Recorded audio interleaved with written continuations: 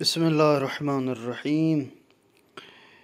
آج آپ کی خدمت میں عزاداری اور مجالس میں شرکت کے آداب۔ سب سے پہلی چیز نیت میں اخلاص ہو، فقط رضائے الہی کے لیے۔ دکھاؤ اپنوں کی مجلس یا غیروں کی مجلس، آپ کی یہ نیت نہیں ہونی چاہیے۔ وقت پہ جائیں، وقت پہ شروع کریں، ختم بھی وقت پہ کریں۔ دوسروں کے وقت کو ضائع مت کریں۔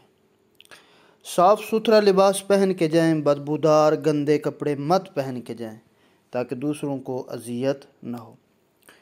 ایک رومال ساتھ رکھیں جس سے صرف آنسو صاف کریں۔ ٹیشو بھی ساتھ لے جائیں، اس سے ناک اور ہاتھ صاف کریں۔ ایک تسبیح ساتھ رکھیں، وہاں مجلس میں ایک دفعہ حتماً تسبیح حضرت فاطمہ زہرا سلام اللہ علیہا پڑھیں۔ ابتدائے مجلس تلاوت قرآن، زیارت عاشورہ یا اس کے علاوہ جو حدیث قصہ یا اور دعائیں سے کریں۔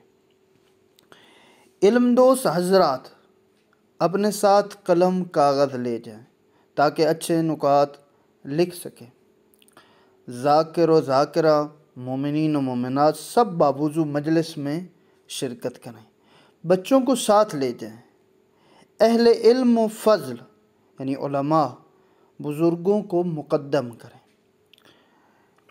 پردے کا انتظام کریں۔ خواتین اپنے حجاب کا خاص خیال رکھیں۔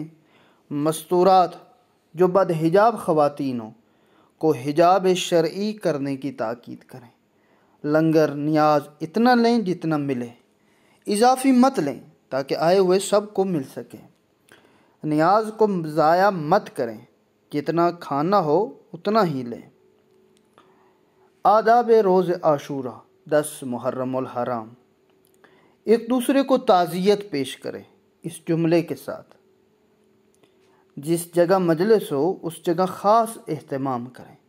فرامین ائمہ لکھیں جو مجلس و عزاداری عظمت امام حسین علیہ السلام کے بارے میں ہوں، سیاہ لباس پہن کے جائیں، اور یہ سیاہ لباس عام حالت میں مکروہ ہے پہننا، لیکن عاشور والے دن مصیبت کی وجہ سے ثواب رکھتا ہے۔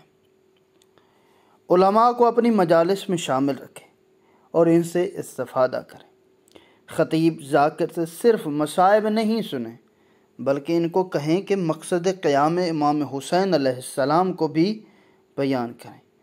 جن راتوں کو جاگنا ہو یا شب بیداری کرنی ہو، اگلے دن صبح کی نماز پڑھ کے سوئیں۔ بالخصوص صبح عاشور کی اذان کے بعد نماز حتماً پڑھ کے سوئیں۔ ایسا نہ ہو کہ مستحب عمل ترک واجب کا سبب بنے۔ پھر عاشور کا جلوس جہاں بھی پہنچے وہیں پہ ہی نماز جماعت ظہر کا اہتمام کریں تاکہ مقصد امام حسین علیہ السلام بھی زندہ رہے۔ قاتلان امام حسین علیہ السلام پہ لعنت کریں